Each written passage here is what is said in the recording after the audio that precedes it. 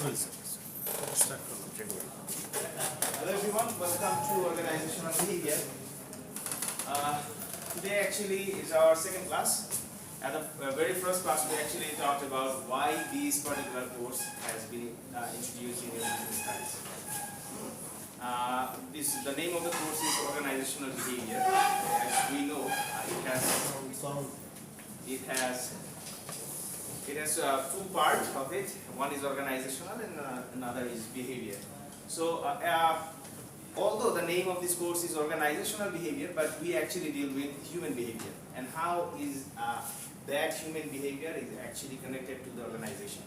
Then we জিনিসগুলো আমরা শিখবো। Today my learning objective, আমার ক্লাসগুলি আসলে একটু objective oriented হয়। There will be a lot of discussions. For this particular course, we will take your opinion, we'll generate our opinion, and we try to give logical rations. We try to prove our opinions rationally. This course is all about that. Okay, so in my course, there will be very specific objectives that in this particular class, we will learn these 2 or 3 topics, please. And the rest of the thing will be our discussion and our opinions. And in a lot of classes, I'm in rush. Okay, in a lot of classes we will actually try to take case studies a lot. We'll give you a scenario and there will be no right or wrong answers of those case studies. All you have to do, you have to generate your opinion and try to give a logical explanation why you want to take that decision. So if I have time today, we will try to discuss one of the case studies that I usually take in this course. There will be several case studies. There's no marks for that. That case study will be counted as your class participation. I'll see the faces who actually actively participate on those case studies. Okay, and it's a 6 months journey, as you know. The students who are actually connected talk a lot during the class time.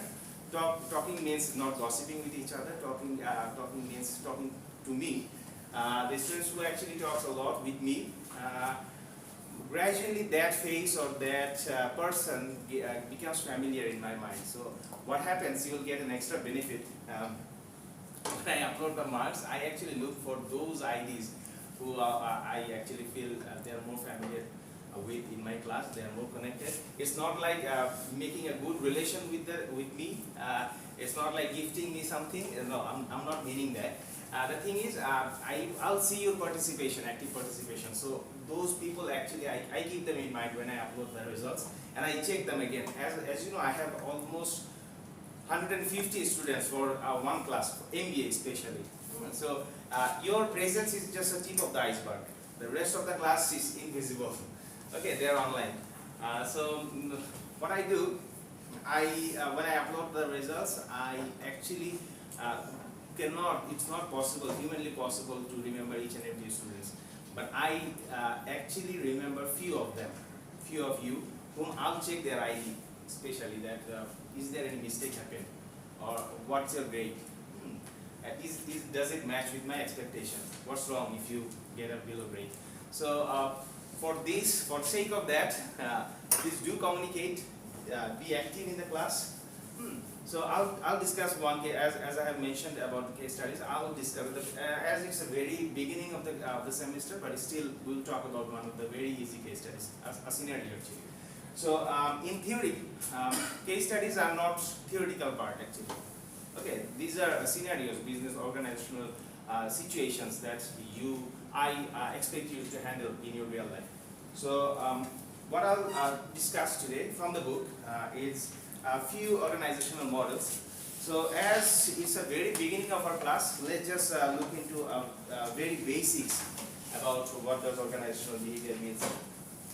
So another thing, I actually follow one textbook which I will upload in your. It's not possible to upload that in portal because the file size is too big. I'll upload it in the WhatsApp group. Is it okay? And I want 1 or 2 active students who will represent the class. I'll just communicate with him or her, and they will communicate with you all. Okay, fair enough. So, can I have any volunteer? Okay. Okay, please give me your phone number. I'll share my phone number with you. And both three. Multiple CRs actually make discrepancies in information and it creates chaos. So it's better to have only one, and another one can be for backup. Okay, no problem. So you have to promise me you will be active in the class. Doesn't matter. Don't just divide yourself in batch and 11. We all are in organizational behavior course. This identity is, I think, more than fair.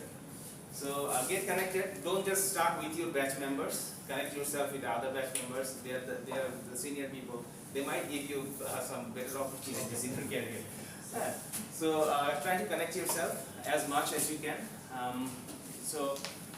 What I'll do, I'll upload or let the CR, the important notice informations, and the CR will, CR class representative actually, CR will communicate with the rest of the class, okay?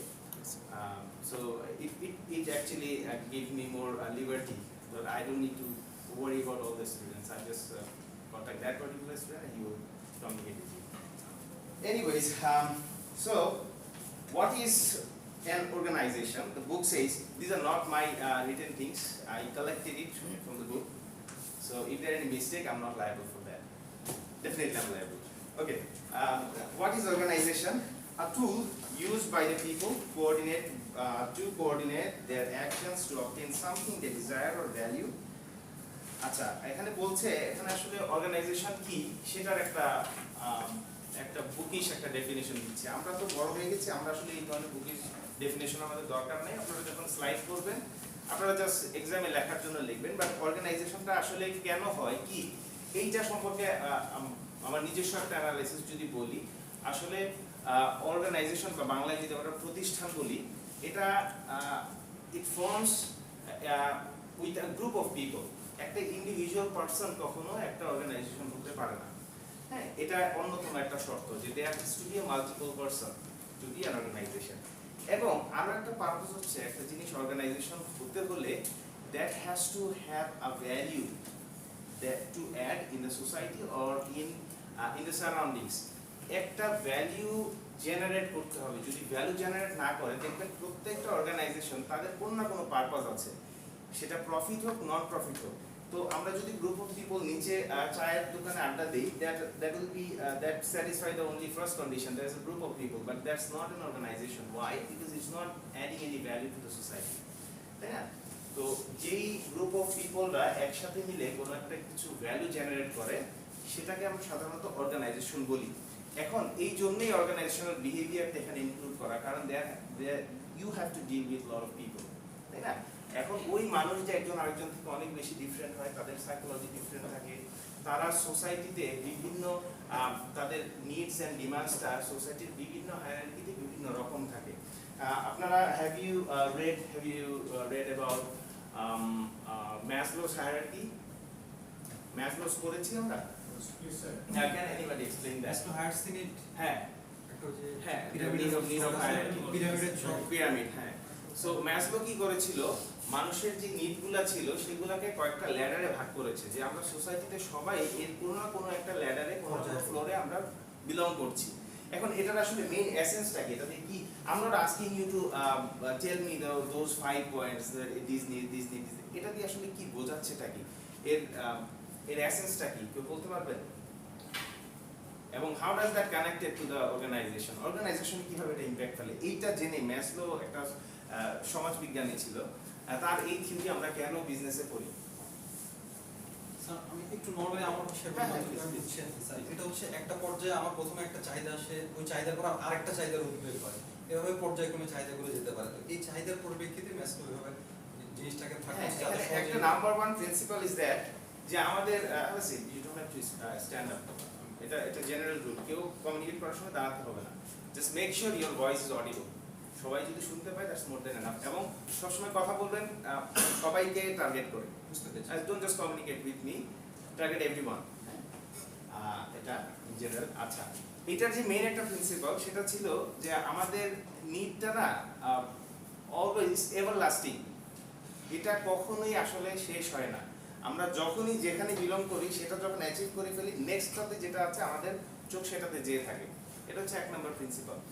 আর 2 নম্বর জিনিসটা হচ্ছে অর্গানাইজেশনের সাথে how does that connected.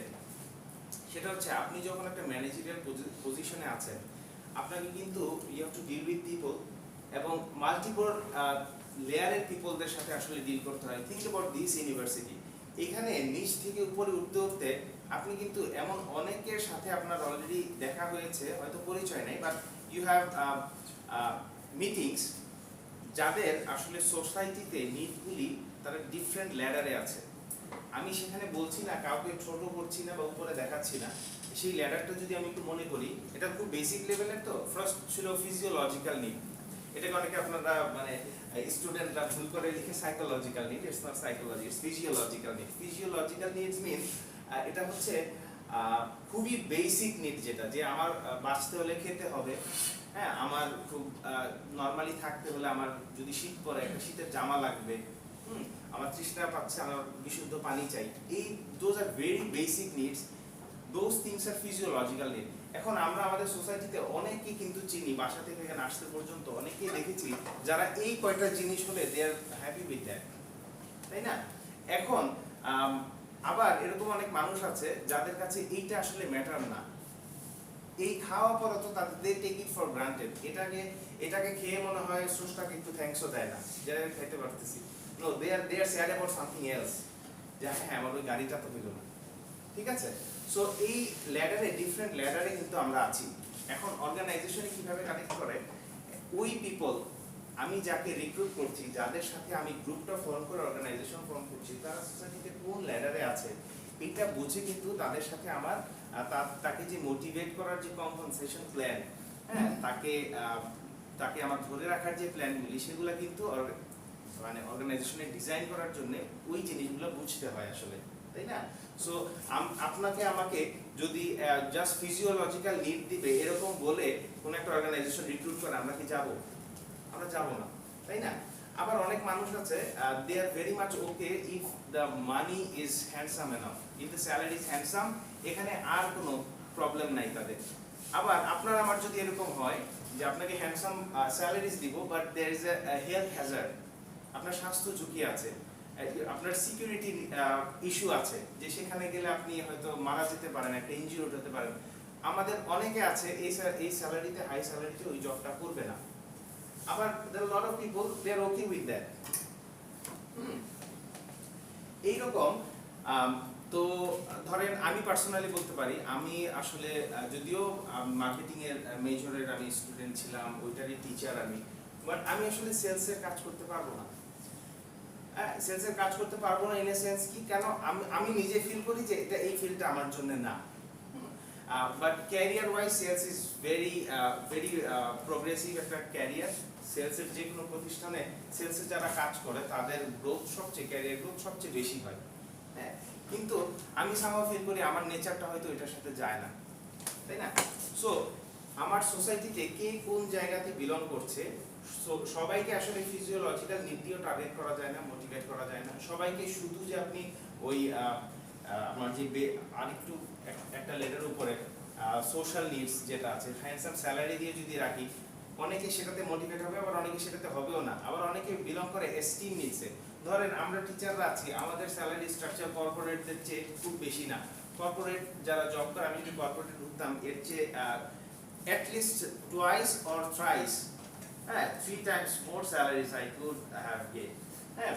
আচ্ছা, এখন আমি আসলে কেন আছি, এটা একটা আমাকে মোটিভেট করার জন্য একটা টুল হচ্ছে সেলফ। আমি হয়তো বা সেলফ এস্টিম নিতে আছি, আমি ওইখানে আসলে আমার ওই স্যালারির চেয়ে আমার এই যে আমি সম্মান পাচ্ছি, এই যে রেসপেক্টফুল একটা এনভায়রনমেন্টে আছি, এই জিনিসগুলো আমাকে বেশি মোটিভেট করছে। তার মানে এই একটা বিল্ডিং এর মধ্যে আপনি মাল্টিপল লেয়ারের পিপল পাবেন যাদের নিডসের লেভেলটা এক রকম, এবং যাকে আপনার যখন আপনি কম্পেনসেশন স্ট্র্যাটেজিসগুলো সাজাবেন, স্যালারি স্ট্রাকচার সাজাবেন, সেই ক্ষেত্রে কিন্তু আপনার এই মানুষদের ব্যাকগ্রাউন্ডগুলো বোঝাটা জরুরি, ঠিক আছে? সো অর্গানাইজেশন বোঝাতে যে অনেক কথা বললাম, in future classes, probably you will get detailed ideas about when I teach you the topic on motivation. Motivate করতে হয়, তখন আমরা এই ব্যাপারে আবার কথা বলবো। Organization exists. You just take a look at the slide. These things are kind of self-explanatory. খুব কঠিন কিছু না, আমি সব কিছু পড়াবো না। There are 43 slides around, so I'm not gonna go through each and every slide. I'll go through only the slides that's worth of talking. বাকিটা আপনারা দেখলে বুঝতে পারবেন। What is organizational behavior? Organizational behavior কি আমরা তখন জানলাম organization কি? What is organization behavior? The systematic study and application of knowledge about how individual and group acts within organizations where they work.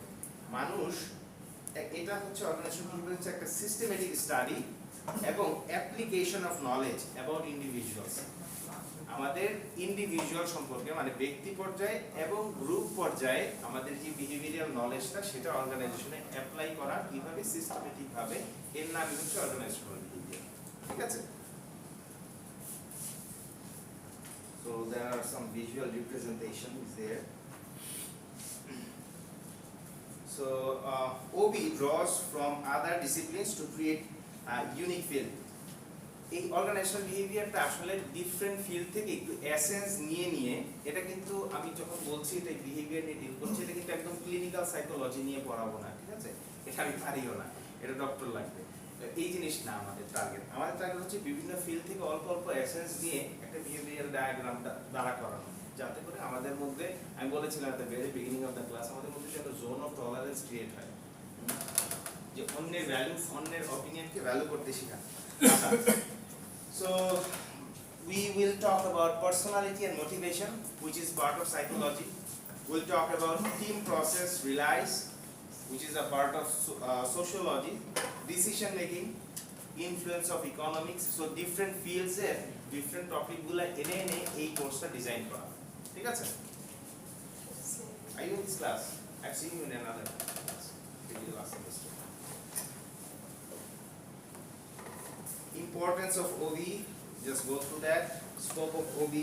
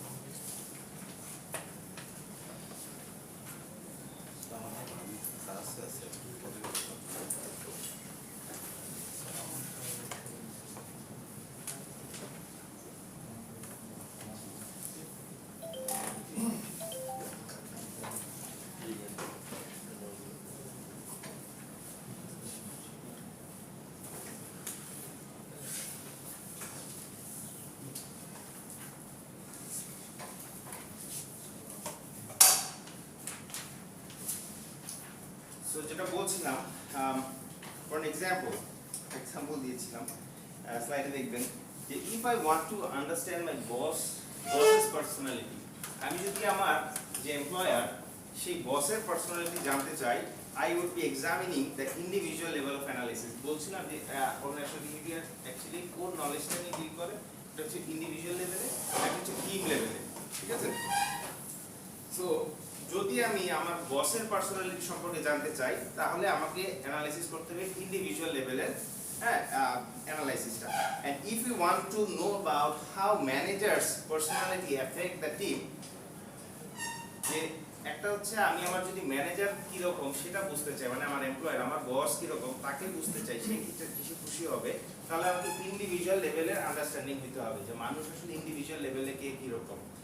আর যদি এটা বুঝতে চাই যে সেই বসের বিহেভিয়ারটা কিভাবে আমার টিমটাকে এফেক্ট করছে, কারণ একটা মানুষ যে মানুষটা লিড করে তার নেচারটা কিন্তু ট্রান্সমিট হয়। আপনারা এটা খেয়াল করবেন হয়তো, যে মানুষটা লিড করছে সে যদি খুব মানে শর্ট টেম্পার্ড মানুষ হয়, দেখবেন পুরো গ্রুপের মধ্যে এরকম একটা ভাইব চলে আসে, পুরো গ্রুপের দেখবেন একজন আরেকজনের সাথে ওইভাবে বিহেভ করছে। ঠিক আছে? সো ওই ম্যানেজারের বিহেভিয়ারটা কিভাবে আমার টিমকে এফেক্ট করছে, in that case I am examining the things at the team level. সেই ক্ষেত্রে আমাকে টিম লেভেলের যেই পার্সোনালিটি আছে বা টিম লেভেলে কি ধরনের বিহেভিয়ারাল চেঞ্জেসগুলি, মডেলসগুলি আছে সেটা নিয়ে ডিল করতে হবে। ঠিক আছে? And so then we will talk about some models, very basic models of organizations. Number one is autocratic model. Can anybody tell me what does autocratic model mean? Organization যেগুলো হচ্ছে autocratic মডেলে believe করে।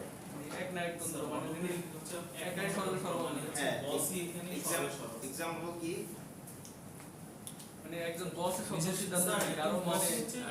আমাদের এখানে example আছে তো, আমাদের যে আর্ম ফোর্সের বাহিনীর মানুষ তাদের অর্গানাইজেশন মডেলটা কিন্তু অটোক্রেটিক, ঠিক আছে? ওইখানে অ্যাকচুয়ালি কমিউনিকেশনটা হয় ডাউনওয়ার্ড, সেখানে টপ ম্যানেজমেন্ট থেকে ডিসিশন আসে, বাকিরা ওই সিরিয়াল অনুযায়ী ফলো করে, ঠিক আছে? এবং সেই কমিউনিকেশনটা হয় ওয়ান টু ওয়ান, ঠিক আছে? একজন আরেকজন থেকে ল্যাডারের নামে। আবার যদি নিচ থেকে ফিল্ড লেভেলে কোনো ইনফরমেশন যেতে হয়, একজন ফিল্ড লেভেলের পারসন সরাসরি টপ ম্যানেজমেন্টকে কানেক্ট করতে পারে না, হ্যাঁ, তাকে তার ইমিডিয়েট বস হয়ে যেতে হয় কমিউনিকেশনগুলো। তো autocratic model, the basis of this model is power. এটার বেস হচ্ছে পাওয়ার। এখানে আপনার থেকে হাই র্যাঙ্কে যে আছে সে আপনার থেকে বেশি পাওয়ার এক্সারসাইজ করে, ঠিক আছে? এটা আমাদের ইন জেনারেল একটা আইডিয়া থাকে, হ্যাঁ আমার চেয়ে বড় সিনিয়র মানে সে তার পাওয়ার বেশি। নট নেসেসারিলি, সব অর্গানাইজেশনে এরকম থাকে না আসলে। আপনার হয়তো আপনি ওর চেয়ে বড় দেখে হয়তো আপনার কাজের দায়িত্বটা বেশি, আপনার জোন অফ অপারেশনটা বড়, হ্যাঁ, but that does not give you the ultimate power over that person. But এই ধরনের অর্গানাইজেশনে মেইন বেসিসটা থাকে পাওয়ার, ঠিক আছে? Those who are in command must have the power to demand you do this or else. এটা করো নইলে কিন্তু, ঠিক আছে? সো এটা হচ্ছে autocratic model. So autocratic model আর কি হয়? The employees in turn are oriented towards obedience and dependence on boss, ঠিক আছে? এটার অপারেশনসটা হয় অবিডিয়েন্সের বেসিসে, যে মানতে হবে বস যা বলছে, no matter what my personal opinion is, that does not. যুদ্ধ করতেছি, মনে হচ্ছে না এদিক দিয়ে ওই দিক দিয়ে অ্যাটাক করলে ভালো হয়, বাট বস বলতেছে সোজা চলে যাও, আই হ্যাভ টু গো দেয়ার। এখানে আমার অপিনিয়নের ভ্যালু জেনারেট করা যাবে না, ঠিক আছে? আচ্ছা, এখানে পারফরম্যান্স ইন ট্রেডিশনাল অর্গানাইজেশনস, এটা আমি তো এক্সাম্পল হিসাবে বললাম আর্ম ফোর্সের কথা, সেখানে তারা যেটা প্র্যাকটিস করে দ্যাটস ওকে ফর দেম। ওইখানে যদি আবার আমরা ডেমোক্রেসি আনি না, তাহলে যুদ্ধের মধ্যে নিজেদের মধ্যে আগে যুদ্ধ করতে হবে, হ্যাঁ। সো ডেমোক্রেসি আসলে সব জায়গায় ওয়ার্ক করে না, তাদের ক্ষেত্রে তাদেরটা আমরা সাইড করে রাখছি। But in regular practice current ওয়ার্ল্ডে, এখনকার কর্পোরেট লেভেলে আসলে অটোক্রেটিক মডেলটা খুব বেশি সাকসেসফুল হয় না, খুব বেশি এফিশিয়েন্ট রেজাল্ট জেনারেট করে না। So their performance result is very minimum, ঠিক আছে?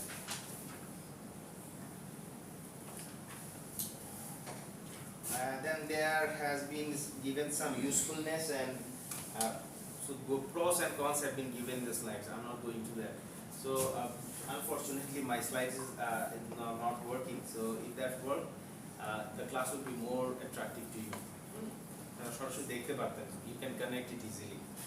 So sorry for that. For the next class, I'll try to make preparation that I'll make sure that this will work. Okay.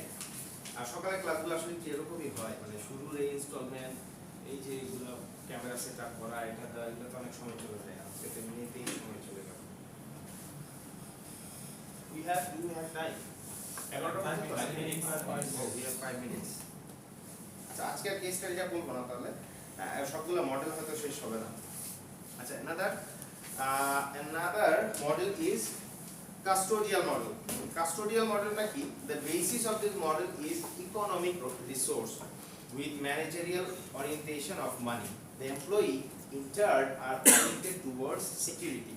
এখানে এমপ্লয়িরা basically connected থাকে বা group of people connected হয় based on money, monetary benefit. এটা আসলে maximum অর্গানাইজেশনে এই মডেলগুলি না আসলে একটু আগের থেকে শুরু করে কন্টেম্পোরারি এইভাবেই একটু সিরিয়ালি আছে। আবার যেটা একটু আগের, এটা যে এখন একদমই প্র্যাকটিস হয় না এরকমও না, ঠিক আছে? কোম্পানিগুলো আসলে একটা হাইব্রিড পলিসিতে চলে, কোনো জায়গায় অটোক্রেসিও রাখে হালকা, কোনো জায়গায় কাস্টোডিয়াল মডেল হচ্ছে ইটস কমপ্লিটলি বেসড অন মানি, যে আমি তুমি একসাথে গ্রুপ করে আছি জাস্ট বিকজ অফ মানি। হ্যাঁ, এখানে আমাদের মনিটারি বেনিফিট হচ্ছে আমি স্যালারি পাচ্ছি, তুমিও স্যালারি পাচ্ছ, আমরা যখন কাজ করবো আমাদের এরকম মনিটারি বেনিফিট আসতে থাকবে, ঠিক আছে?